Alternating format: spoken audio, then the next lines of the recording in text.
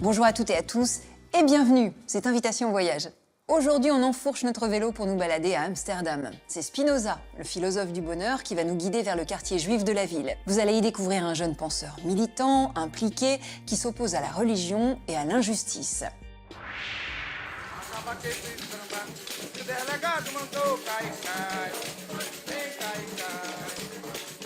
Des percussions africaines et des mélodies en portugais, des amulettes, mais aussi des jupons façon colon. Dans quelques instants, nous allons revenir à Bahia sur l'origine de la samba, bien avant qu'elle ne devienne la danse officielle du carnaval. Il y a la posture du corps et puis tout se passe au niveau des pieds. Il faut suivre le rythme des percussions, de la guitare. Et c'est parti. Lorsque je danse la samba de Roda, je suis heureuse, inspirée, je me sens bien. La samba, c'est la vie.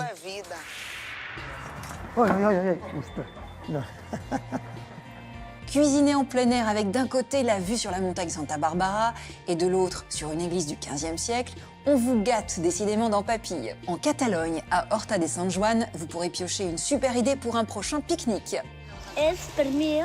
La clocha, c'est vraiment mon plat préféré. J'adore le manger au milieu des champs et tous les ingrédients sont excellents. Enfin, nous prendrons le maquis en Corse avec un bondi. Il s'appelle Spada et il n'a pas laissé l'État français indifférent. Ce sera lui l'incontournable.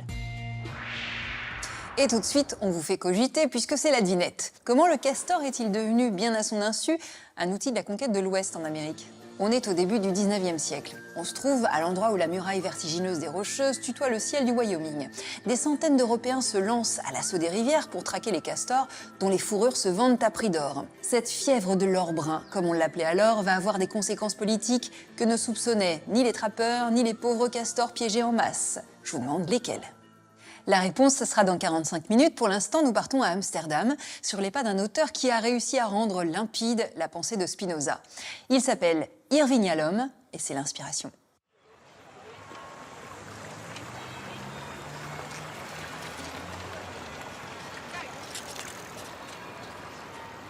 Que raconter d'un homme dont la devise était chaoté, sois prudent.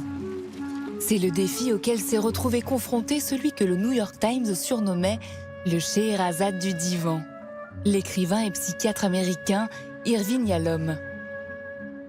Fasciné par la modernité du philosophe hollandais du XVIIe siècle, Baruch Spinoza, il manquait à Irving Yalom, selon ses propres mots, l'histoire que réclame un roman jusqu'à un voyage aux Pays-Bas. Irving Yalom est venu dans la maison de Spinoza en 2007. Néanmoins, quand il est arrivé ici, il a été très déçu.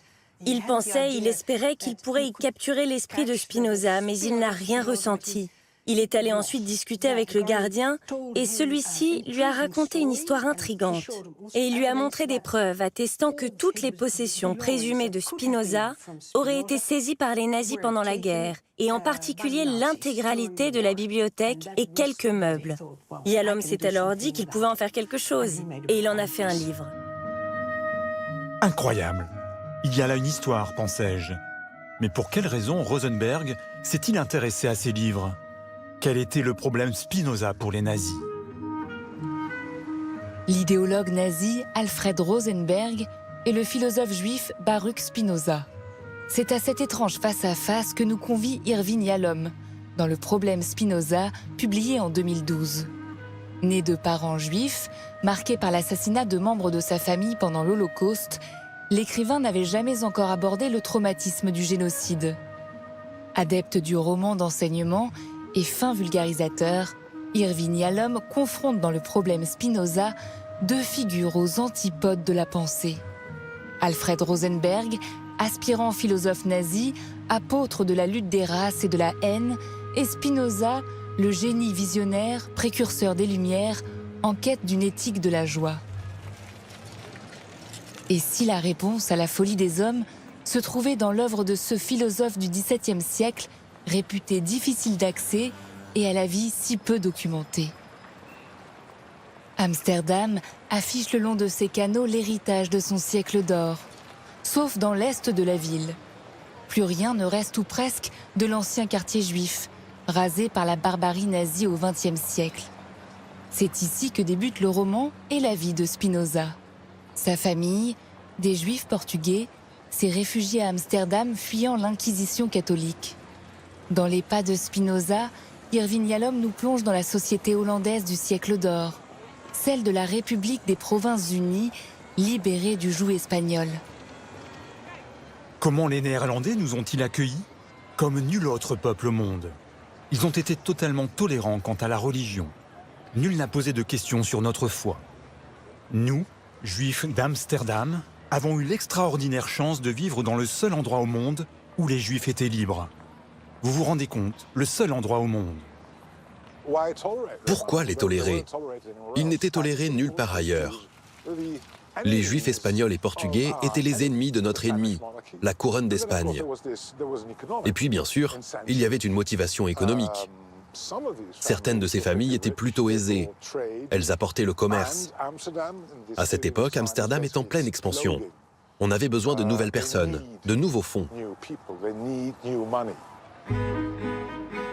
Irving Yalom, psychothérapeute de formation, remonte aux sources de la pensée de Spinoza.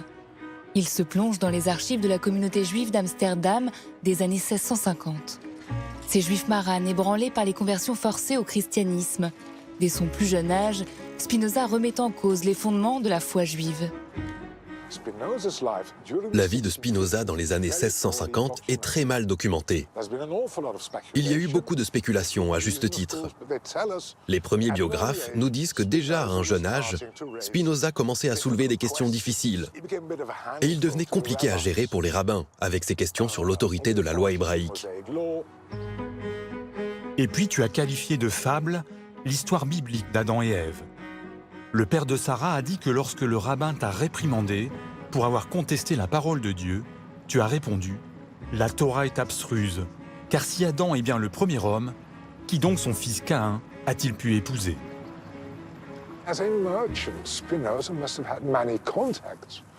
En tant que commerçant, Spinoza avait sans doute de nombreux contacts au-delà de la communauté juive. Et il apportait une réponse au débat exalté qui secouait alors la République des Provinces-Unies. La République des Provinces-Unies a parfois été qualifiée de société du débat. Les habitants débattaient de questions publiques, théologiques, philosophiques. Et tout porte à croire qu'il en était de même au sein de la communauté juive.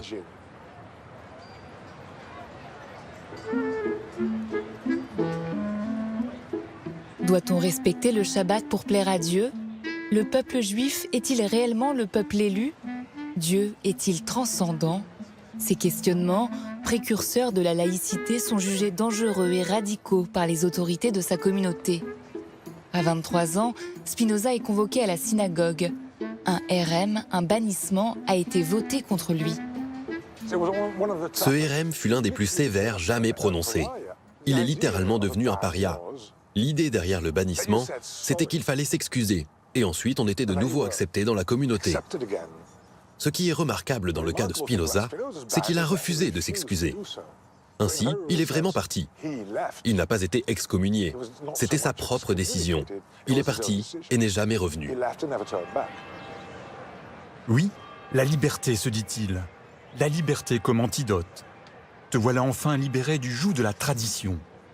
Souviens-toi combien tu la désirais, cette liberté. Combien tu t'es battu pour elle. Pour te libérer de la prière, des rituels, de la superstition.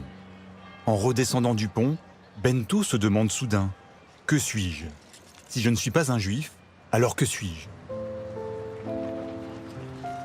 À la recherche de calme, Baruch Spinoza, désormais prénommé Bento, s'établit dans la paisible bourgade de Rendsburg, située près de Leyde, la grande ville universitaire de l'époque. En 2007, lors de sa visite à Rendsburg, Irving Yalom découvre le logis du philosophe transformé en musée. De petites pièces uniquement meublées d'une bibliothèque et d'une machine à polir les lentilles. Spinoza était un homme qui vivait modestement. Il a écrit lorsqu'il est venu vivre ici ou juste avant qu'il en avait fini avec les activités commerciales, l'argent et les choses matérielles. Il polissait des lentilles pour satisfaire sa curiosité scientifique. Et ces lentilles étaient très recherchées dans la communauté scientifique. La fabrication des lentilles est une activité qui prend du temps. Et on pense que Spinoza a utilisé cette activité pour affiner ses idées sur Dieu, le monde, la nature, tout. Si Dieu et la nature ont les mêmes attributs, alors quelle est la différence entre Dieu et la nature? Il n'y a pas de différence. Dieu est la nature est Dieu. À Rendsburg, Spinoza travaille sur sa grande œuvre, l'éthique. Une quête du bonheur terrestre et de l'apaisement des passions tristes comme la colère ou la haine.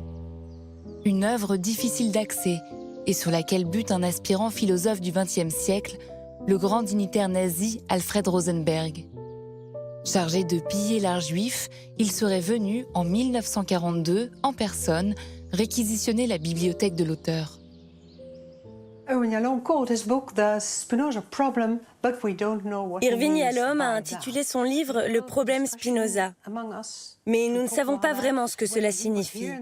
Nous avons eu beaucoup de discussions entre nous à ce sujet.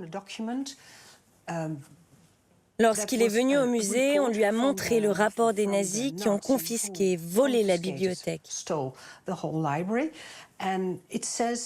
le document, il était écrit « Nous avons pris tous les livres de Spinoza parce que nous devons les étudier très attentivement. Ensuite, nous pourrons résoudre le problème Spinoza. » Et c'est la seule fois où cette expression a été utilisée.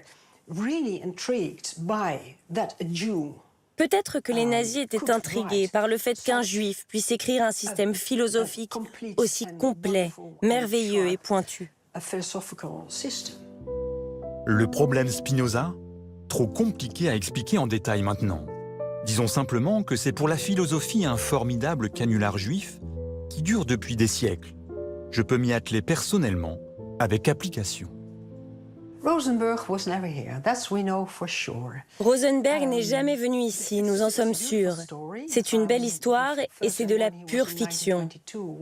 La première fois, il serait venu en 1922, quand il était étudiant. C'est ce qu'écrit Yalom. Il serait venu ici et il aurait été déçu. Il se pourrait que Yalom ait fait un lien entre sa propre déception lors de la visite de la maison en 2007 et celle de Rosenberg étudiant. Et la deuxième fois que Rosenberg est censé être venu ici, se montrant extrêmement désobligeant, antipathique et disons très nazi, eh bien pareil, ce n'est pas vrai. C'est là le génie d'Irving Yalom, distordre la vérité pour aller explorer le bien et le mal. Et lorsque Spinoza gagne Warburg, puis La Haye, siège du gouvernement, Yalom raconte que sollicité par Johann de Witt, chef de la République des Provinces-Unies, Spinoza se mobilise contre la cruauté en s'engageant politiquement. Alors que le pays était en guerre, les gens étaient très mécontents. Ils ont assassiné les frères de Witt d'une manière horrible, vraiment très cruelle.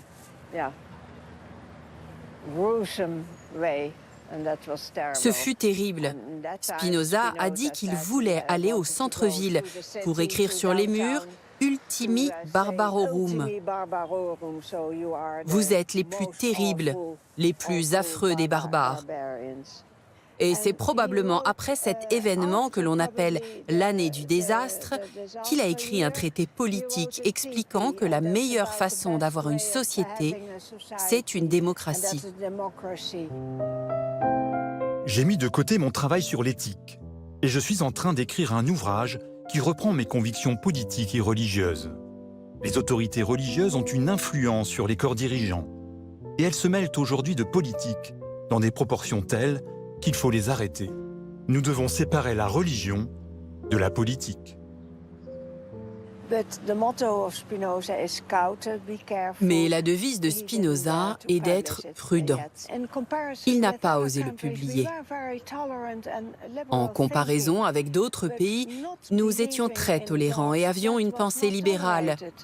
Mais ne pas croire en Dieu n'était pas toléré. Les autorités pensaient que Spinoza était non-croyant, un athée. Ils pensaient qu'il était si dangereux qu'il minait l'État et les églises avec sa philosophie, qui disait Faites ce que vous voulez. Le problème Spinoza s'achève avec sa mort en 1677 à l'âge de 44 ans. En explorant la vie intérieure du philosophe, Yalom offre quelques clés au lecteur pour l'inciter à lire Spinoza et à aller trouver son propre bonheur. Moi, j'ai découvert Spinoza il y a 17 ans. Il s'est passé quelque chose. Mon mari est mort. Et tout d'un coup, je me suis interrogée sur le paradis. Était-il au paradis? Je n'arrivais pas à y croire. Et j'ai cherché des réponses. Je suis allée dans une librairie et j'ai trouvé un petit livre sur Spinoza. J'ai immédiatement réalisé qu'il me donnait la réponse que je cherchais. Spinoza m'a procuré un sentiment de libération. Son Dieu était un Dieu que je pouvais comprendre, un Dieu rationnel. Et il dit qu'il faut penser par soi-même et ne pas croire ce que les autres nous disent. Et je pense que c'est une idée libératrice pour beaucoup de gens qui ont été élevés dans une religion très stricte. Si vous avez eu l'occasion d'aller à Amsterdam, vous avez peut-être constaté que les Hollandais sont grands. D'ailleurs, ce n'est pas une impression, ce sont les hommes les plus grands du monde. Pourquoi? Eh bien, Thomas Chauvineau, 1m73, s'est posé la question. C'est le clin d'œil. Il a 19 ans et il mesure en moyenne 1m84. Elle a 19 ans et elle mesure en moyenne 1m70. Ils et elle sont les plus grands du monde. À titre de comparaison, les Allemands sont loin derrière avec 1m80 pour les hommes, 1m66 pour les femmes, et les Français, plus loin encore, 1m78 et 1m64. C'est assez flagrant sur les photos officielles. Ici, un ancien président de la République avec le Premier ministre néerlandais. Pas besoin de vous dire où est le français. Selon les organismes qui effectuent ces classements, les tailles peuvent légèrement varier. Mais les proportions restent les mêmes. C'est aux Pays-Bas que vit le peuple le plus grand du monde et ça fait longtemps que ça dure, plus d'un demi-siècle. Mais pourquoi sont-ils si grands?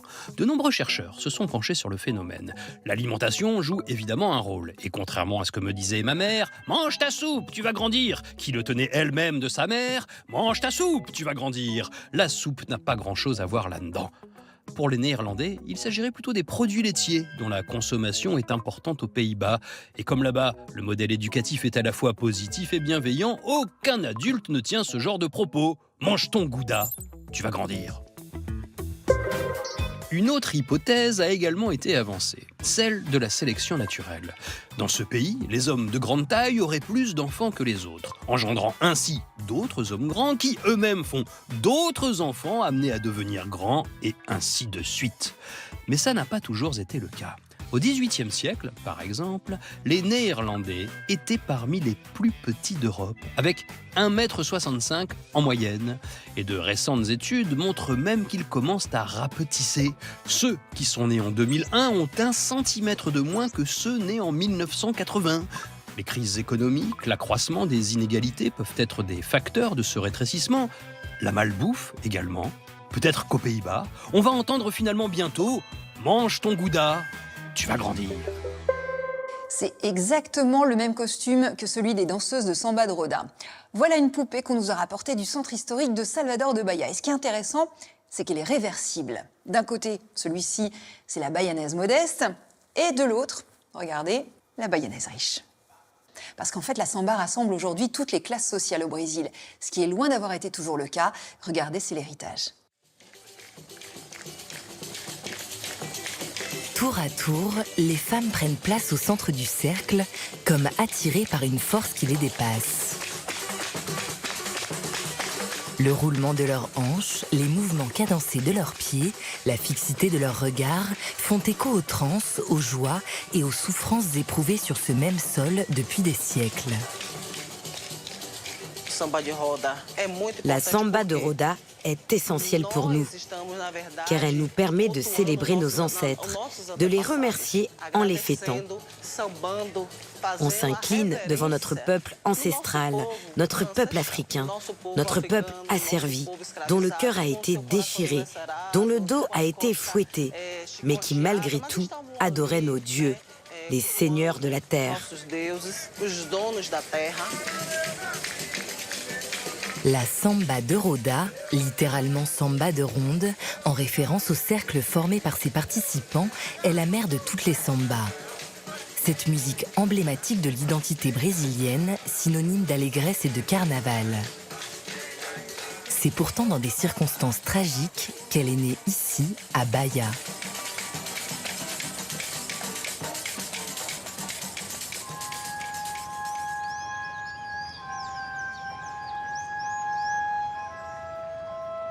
Bordée par les eaux du rio Paraguaçu, la petite ville de Cachoeira, située au cœur du Reconcavo, région qui s'étend autour de la baie de Tous les Saints, a bâti sa fortune sur le commerce du sucre.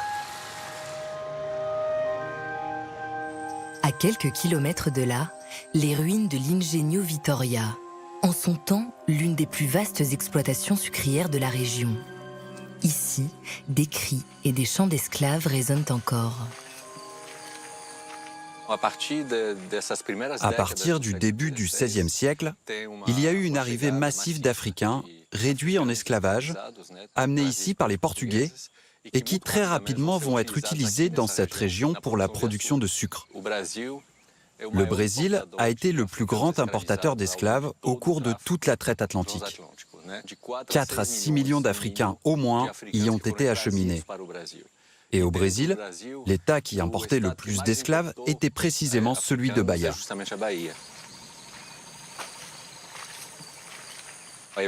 La conversion des Africains était le prétexte de la traite négrière. Mais ça a été une évangélisation extrêmement superficielle. Il existait une certaine tolérance. Et dans les rares moments libres dont disposaient les esclaves, ils avaient la possibilité de faire revivre ici ce qui était le plus important pour eux, les religions de leur terre d'origine, l'Afrique. Originaires du Sénégal, du Congo, du Bénin ou d'Angola, les esclaves mêlent leurs croyances africaines auxquelles s'agglomèrent certains rites amérindiens. La célébration de leur terre natale, si lointaine, et de ses esprits les aide à résister au travail harassant, à ce quotidien d'esclaves fait de privations, d'humiliations et de châtiments corporels. Et peu à peu, émerge une religion afro-brésilienne singulière, le candomblé. Le candomblé, c'est une rencontre de plusieurs dieux, une sorte de panthéon de dieux africains.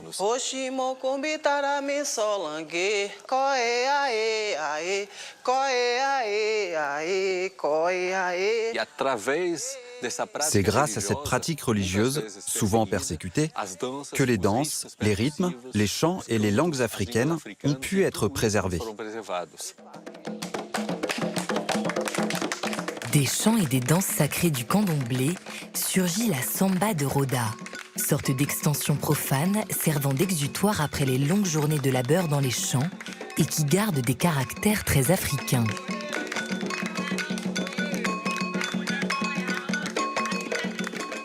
La structure rythmique de la samba de Roda, qui est typiquement africaine, est la suivante.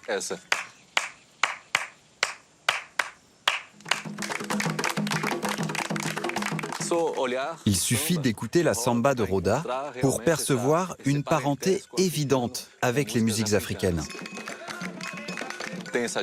On y voit aussi cette division sexuelle des rôles que l'on retrouve sur le continent africain. Les hommes jouent, font des percussions, chantent, tandis que les femmes entrent dans le cercle pour y danser.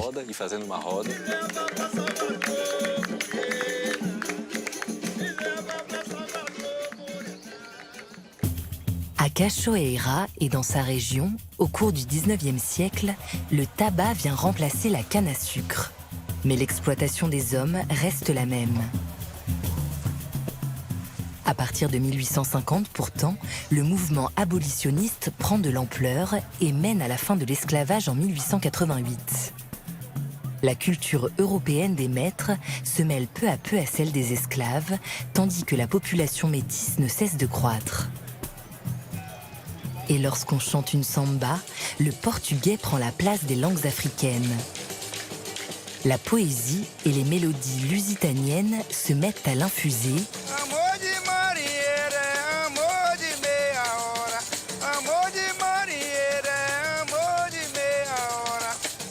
et des instruments à cordes d'origine européenne là aussi entrent dans la ronde.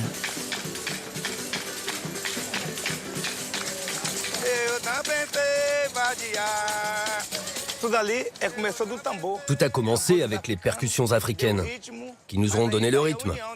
Et puis il y a eu cette rencontre entre les influences portugaises et africaines, chacun avec ses apports propres. Et ça a continué à évoluer. C'est vraiment bien de s'unir pour créer quelque chose de nouveau, sans se soucier de la couleur, de la race. C'est cette union qui fait la force et qui nous permet d'apporter de la joie dans le cœur des gens.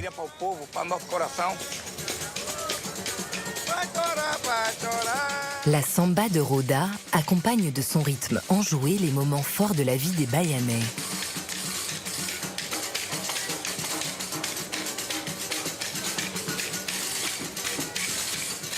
Baptême, anniversaire, mariage ou fête religieuse, lorsque le calendrier des saints catholiques vient se confondre avec celui des divinités afro-brésiliennes.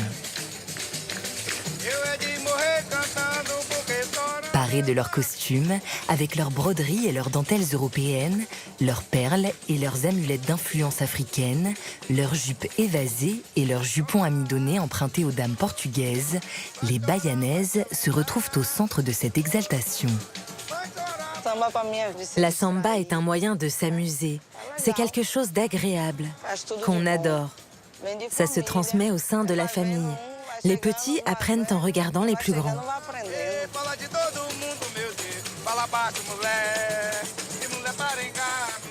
Il y a la posture du corps et puis tout se passe au niveau des pieds. Il faut suivre le rythme des percussions, de la guitare. Et c'est parti. Lorsque je danse la samba de Roda, je suis heureuse, inspirée, je me sens bien. La samba, c'est la vie. Comme la vie, la samba est libre, changeante, en perpétuelle évolution. Elle a su se réinventer pour devenir un genre musical à part entière qui peut se passer de danse et être joué pour lui-même, la samba chula.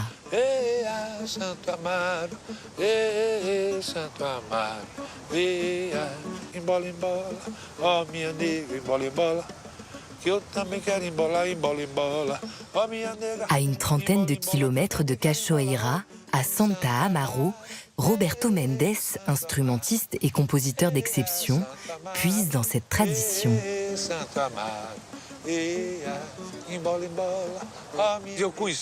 J'ai connu des musiciens qui m'ont appris à jouer comme ça, avec 2 doigts seulement, et avec la main fermée comme ça. Ils travaillaient dans les champs, ils avaient les mains calleuses et ne pouvaient pas beaucoup les bouger. Ils jouaient comme ils pouvaient, et ils ont ainsi créé un style. Cela m'a aidé à voir la guitare comme un instrument de percussion. Il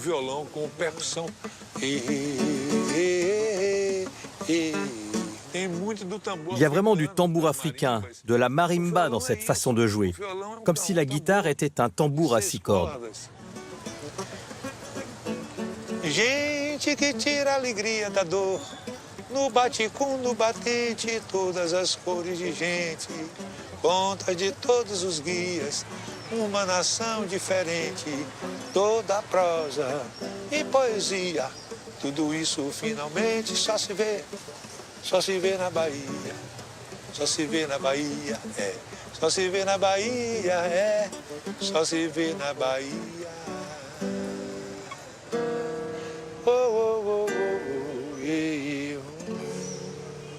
Née à Bahia, la samba s'envole par l'intermédiaire de Bayanais à la recherche de travail pour Rio de Janeiro. Elle y connaît un immense succès jusqu'à s'imposer comme la musique du carnaval, avant de devenir célèbre dans le monde entier.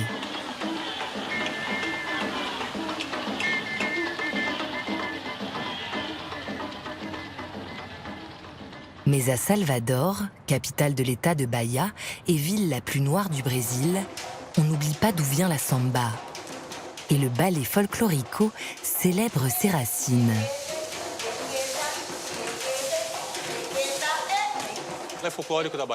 Le ballet folklorico est une compagnie de danse dont l'objectif principal est d'étudier, de sauvegarder et de diffuser les éléments culturels populaires les plus emblématiques de Bahia.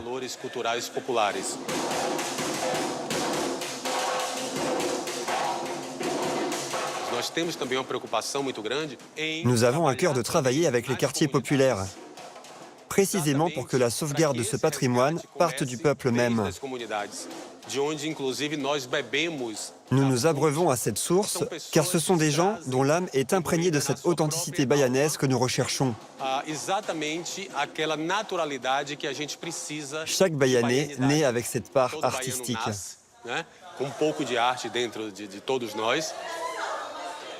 Sur scène, les danseurs subliment la sensuelle samba de Roda et le folklore bayanais.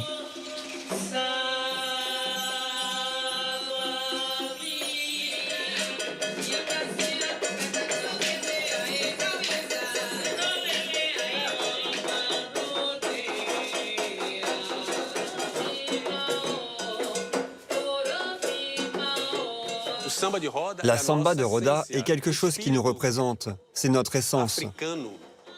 L'esprit africain a une très grande force, car partout où il se pose, il plante des racines qui y demeurent. Il n'est pas étonnant que l'origine du monde soit à chercher sur le continent africain, que le premier être humain en soit originaire, et que tous les autres en aient découlé. Tout le monde a été noir un jour. Tout le monde a été africain. Cette force continue à irriguer le monde. Et ici, à Bahia, nous avons su la préserver.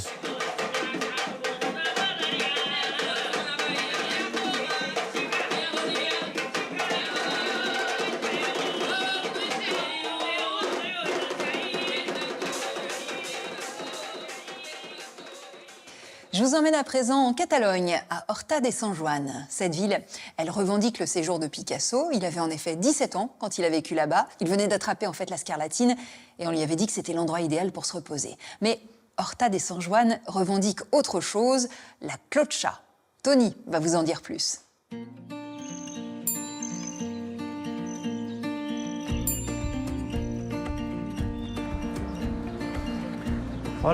Bonjour, je suis Tony.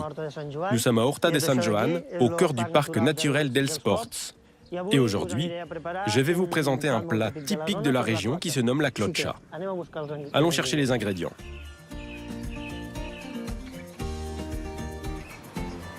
Bonjour Sonia, je viens te chercher ma commande pour préparer la clocha.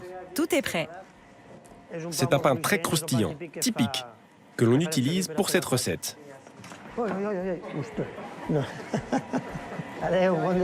Au revoir, bonne journée. Salut Marcos, ça va? Je suis venu te chercher des sardines. Combien en veux-tu? 6. Regarde, c'est une sardine de super qualité. Elle vient du sud de l'Espagne, une île appelée Isla Cristina, entre l'Espagne et le Maroc. Super, merci. À tout à l'heure Marcos.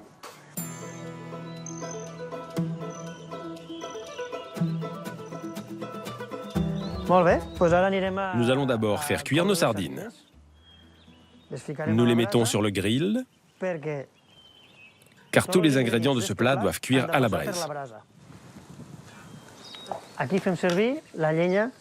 Nous utilisons des branches d'olivier que nous trouvons dans les champs de notre domaine. Cela donne un goût fumé aux aliments, comme la cuisine d'antan. La sardine, puisqu'elle est déjà saumurée, se cuit très rapidement. C'est un plaisir de cuisiner ici avec ces vues splendides sur l'église de Horta de Sant Joan, une église du XVe siècle, et ici sur la montagne de Santa Barbara et le couvent de San Salvador. Ça y est, les sardines sont prêtes. Ces tomates sont appelées tomacones. Ce sont des tomates que toutes les familles avaient à la maison, car c'est une variété locale que l'on peut conserver tout au long de l'année. On ajoute aussi des gousses d'ail. On les laisse sur le grill jusqu'à atteindre une cuisson parfaite. Cela peut prendre un quart d'heure, 20 minutes, selon la taille de la tomate et la chaleur des braises. Maintenant, nous mettons ça de côté. Et voilà, nous sommes prêts pour aller manger.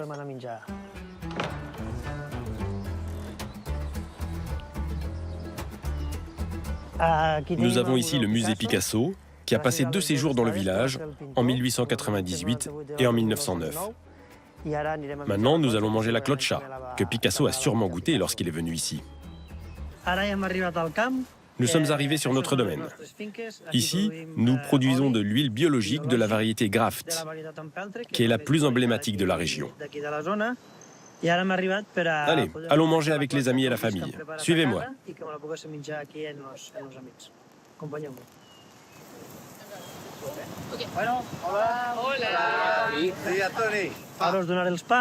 Je vous ai apporté un pain à chacun et je vais vous expliquer comment ça se prépare.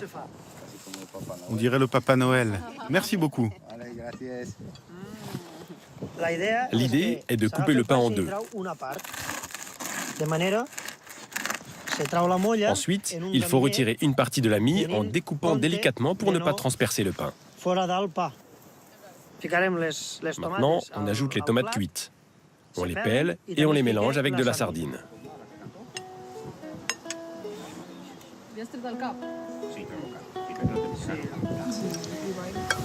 L'ail, puisqu'il est rôti, est très doux. Quand on le presse à une extrémité, il sort directement de l'autre côté. C'est un grand plaisir de se retrouver ici entre amis, dans les champs au milieu d'oliviers millénaires, comme c'est souvent le cas en Catalogne. C'est un réel plaisir. Ensuite, nous mettons de l'huile pure.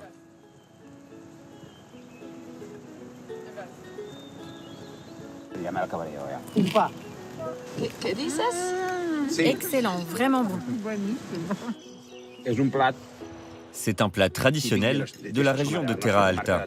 Il avait un peu disparu et aujourd'hui, grâce à Tony et Ariana, il est de retour. La clocha, c'est vraiment mon plat préféré. J'adore le manger au milieu des champs et tous les ingrédients sont excellents.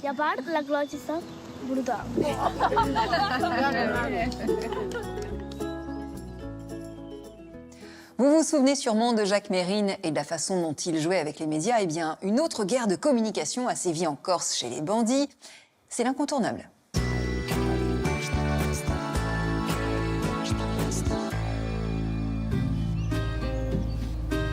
La Russie a sa toundra, l'Australie son bush et la Corse, elle, son maquis.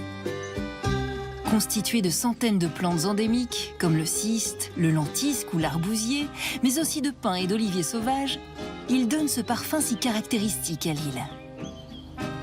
La densité de son écosystème fit que, durant des siècles, il a servi de refuge naturel à toutes sortes de hors-la-loi défiant l'État français, dont l'un des plus fameux est devenu un héros médiatique au début des années 20. Jean-Dominique Pauly nous fait découvrir les secrets de cette histoire.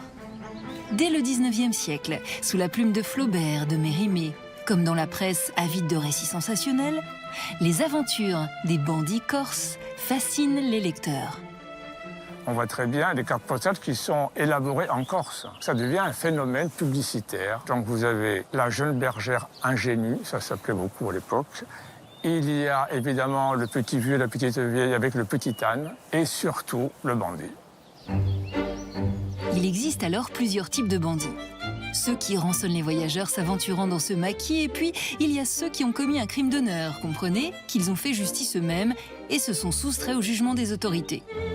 Parmi ces hommes, Spada devient une figure emblématique en 1922. Le premier crime de Spade, ça a été le crime d'amitié. Parce qu'il a défendu en fait un ami qui devait être arrêté par les gendarmes, alors que cet ami-là n'aurait pas été coupable. Et Spade se met au milieu, il tire sur les gendarmes. Et ensuite, évidemment, c'est la cabale folle, des choses qui s'enchaînent et des choses les plus terribles. À un moment donné, sa maîtresse le quitte, Marie. Eh bien, il veut se venger. Et il voit à la fenêtre l'amant, la maîtresse, il tire, pam, pam. Il tire très bien, évidemment, il tue tous les deux. Depuis, Spada reste insaisissable, aux grandes dames des autorités. À chaque venue dans un village, les perquisitions font chou blanc. Et quand on interroge la population, c'est la loi du silence. En 1931, une équipe de tournage se rend sur l'île. Contre une belle somme, les journalistes réussissent là où les gendarmes échouent. Heureux de faire votre connaissance. Moi, le bandit Spada, bandit d'honneur et de vengeance. Derrière l'image romantique du rebelle, on trouve des touristes rançonnés, des commerçants dépouillés, des violences contre les habitants et même l'assassinat de gendarmes. Ça, c'est un morceau de poignard que je garde aussi. Deux fois, on se trouve corps à corps. C'est pour ça de femme, tout simplement. Quand les autorités apprennent l'existence de ce film, il est saisi à Nice avant sa projection. Au plus haut niveau de l'État, on décide que l'affaire Spada devient un problème à régler. Quelques années auparavant, un autre gouvernement à l'étranger a pu mettre au pas une organisation criminelle qui réussissait à lui échapper, la mafia. Il y a eu en Italie, à partir des années 1924-1926 en particulier, une campagne à la fois, on dira, d'information médiatique et militaire de la part du gouvernement de Mussolini pour éradiquer la mafia sicilienne. Ça a été une opération énorme, 11 000 arrestations et surtout la dénonciation des pactes scélérats, c'est-à-dire entre le monde politique, enfin des personnes du monde politique, et le monde, on dira, du brigandage. C'est bien. Mussolini arrive à briser les tentacules de la pieuvre et les principaux chefs qui en réchappent s'exilent aux États-Unis. Une opération rondement menée que compte réussir à son tour Pierre Laval, le chef du gouvernement français en 1931. L'État doit obligatoirement montrer qu'il est aussi efficace que l'État de Mussolini. Et qu'est-ce qui se passe en France, partout où il y a des bandits? En Corse. Alors que la mafia, c'est le silence, c'est le pouvoir invisible. Là, c'est le contraire. Là, ils se font, on dira, leur publicité. Et donc, comme ils sont très connus, ils deviennent des cibles évidentes. Pierre Laval décide du lancement d'une vaste expédition militaire. Au début du mois de novembre 1931, un bataillon de gardes mobiles débarque sur l'île de Beauté. Ça devait être une opération qui n'était pas annoncée, évidemment. Il fallait que ce soit très discret au départ pour pouvoir agir de manière efficace. Donc il y a une véritable armée, on peut dire à peu près 600 gardes mobiles, gendarmes, un tank, 6 automitrailleuses. À ce moment-là, cette troupe, vraiment, les gens sont très impressionnés de voir cela. La France entière se passionne pour l'affaire. Chacun se presse dans les kiosques à journaux pour savoir qui, des gendarmes ou des bandits, gagne le contrôle du maquis. On met les moyens énormes, puis surtout, on veut que ce soit visible. Et on prend le temps. Laval va bien dire, il nous faut prendre tout le temps possible. Parce que plus ils sont là, plus c'est visible, aussi bien de la part de l'Italie et que de la population corse qui se dit, c'est vrai, enfin ils font quelque chose, que toute la presse, parce qu'il y a vraiment une énorme campagne médiatique pour montrer qu'enfin, on fait quelque chose contre le banditisme en France. Une des cibles désignées est le bandit Spada. Spada est seul, il est pourchassé, il se réfugie dans des grottes. Et de plus en plus, évidemment, finalement, il va se rendre. Parce que, bon, il ne peut plus. C'est impossible de tenir dans ces conditions-là avec une armée qui quadrille le terrain, qui est toujours présent. Et Spada sera arrêté en 1933. Donc, on peut dire que le banditisme a été éradiqué par cette expédition. Jugé et condamné à mort, Spada est guillotiné en 1935. Le maquis corse redore son blason pendant la Seconde Guerre mondiale, quand il devient le refuge de résistants à l'ignominie. Il dépasse la Corse et le sud de la France. L'expression « prendre le maquis » se généralise. Avant de nous séparer, on va répondre à la devinette du jour. Comment le castor est-il devenu un outil de la conquête de l'Ouest au XIXe siècle ? Eh bien, avec sa traque, les routes et toutes les installations créées par les trappeurs vont aider les pionniers à prendre possession de nouveaux territoires américains. Entre 1800 et 1840, près de 3000 trappeurs se lancent dans la chasse au castor. C'est dans l'ouest du Wyoming que démarre cette épopée. Américains et Anglais se livrent une concurrence féroce pour piéger le plus possible de rongeurs, avançant toujours plus à l'ouest. Les routes, les comptoirs commerciaux et les entrepôts construits par les trappeurs se transforment vite en avant-postes de la colonisation. Ce sont désormais les pionniers qui les utiliseront pour s'accaparer les territoires des Indiens. Et voilà, il ne me reste plus qu'à vous dire, bis bald.